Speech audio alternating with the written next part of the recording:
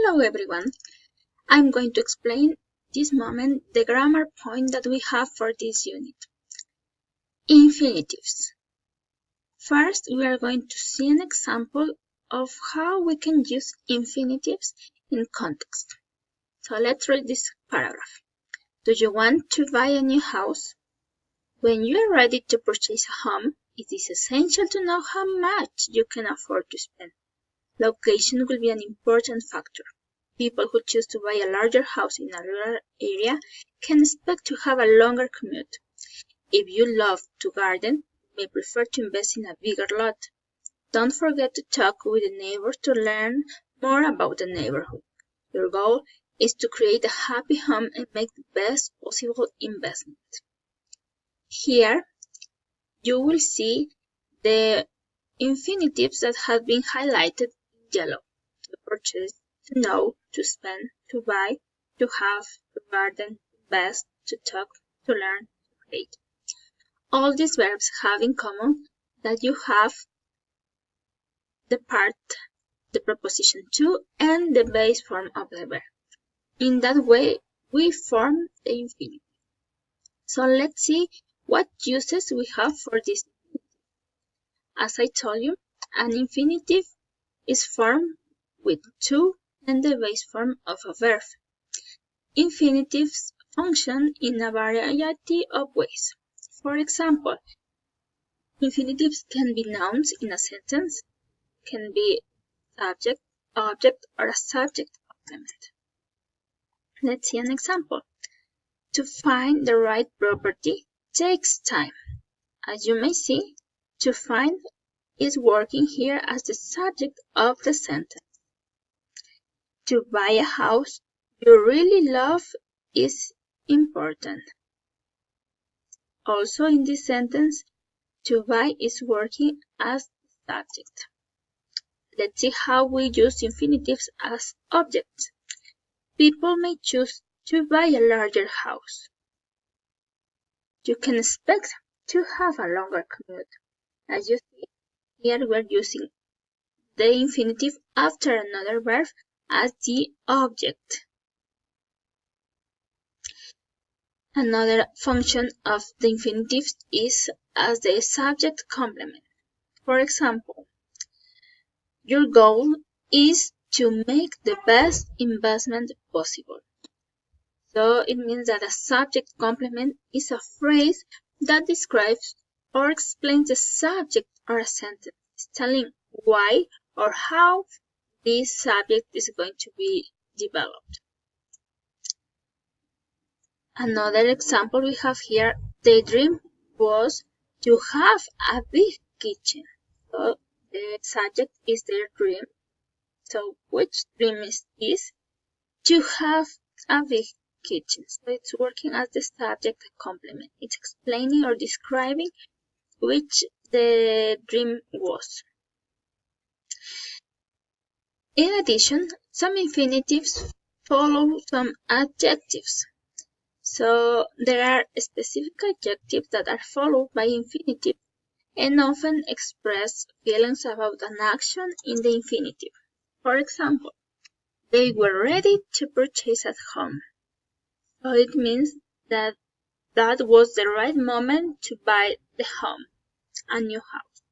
We have here some examples of adjectives that are followed by infinitive, such as afraid, amazed, excited, fortunately, glad, happy, important, likely, necessary, proud, reluctant, sorry, and willing. Whenever you find any of these adjectives and you need to use a verb after these adjectives, you are going to use an infinitive. Another example is, it will be necessary to inspect the property. Sometimes you may not have clear when to use an infinitive or a gerund. So you have to keep in mind that there are some specific verbs that are followed by infinitives and some other that are followed by gerunds only. And also, we have some other verbs that can be followed by any of these, infinitives or gerunds, and the sense of the sentence won't change. For example, you may prefer to invest in a bigger lot, or you may prefer investing in a bigger lot. Both sentences are meaning the same, have the same meaning. But as you see with the verb prefer, we can use both. To invest as an infinitive or the gerund investing.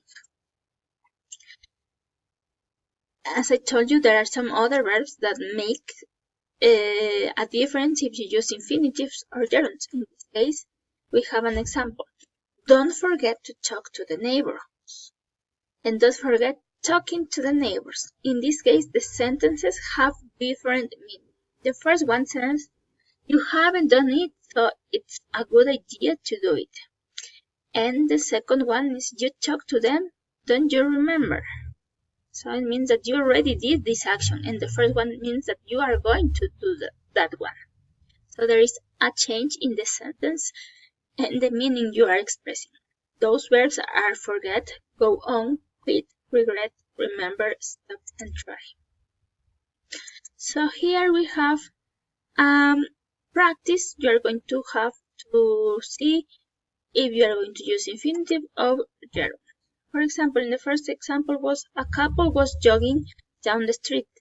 They stopped. The verb to use was talk. So the correct one is to talk to the new neighbors.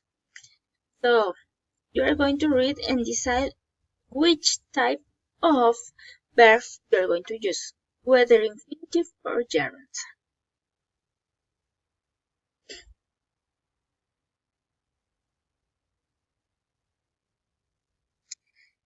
To finish, let's check your answers. The first one says the people who just moved in are unfriendly. We stopped talking to them. So it means that you are not talking to them anymore because they are not friendly. The second one says she forgot to buy paint. She has to go back to the store. So it means that she didn't buy the paint. I hope I remember to go to the neighborhood meeting next week. It means that you need to do this in few days. There is another practice that you may have. It says, luckily, they found the perfect properly. So you are going to change the sentence using infinitives and the adjective in the parentheses to express the same idea. The correct change here, they were fortunate to find the perfect properly.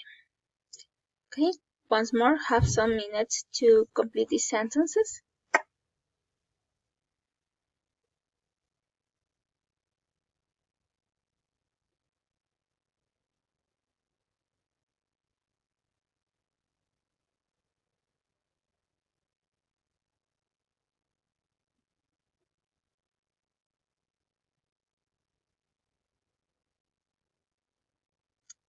Let's check. The first one says the owner didn't want to hand over the keys, so you need to use the the adjective reluctant. The owner was reluctant to hand over the keys. The second, they found some cracks in the foundation. They were shocked to find some cracks in the foundation. I moved from my first apartment. I was sorry to move from my first apartment. As you see, we are using the adjective and the infinitive next to each of these adjectives. Remember that we also have passive infinitives. It means that we are going to use the verb to be or get plus the past participle of the verb. So the infinitive will be in the part of the to be or to get. Okay? So let's check the example. It says, request to be shown houses in your price range. The renovations were to have been done quickly. As you see, we have infinitive to be. We have the infinitive to have been done. Okay? We use here have because we are using present perfect. So remember that the auxiliary for present perfect is have, to have been done quickly. Okay? So dear students, I hope you have find this explanation clear. So let's work on the other activities. Bye bye. See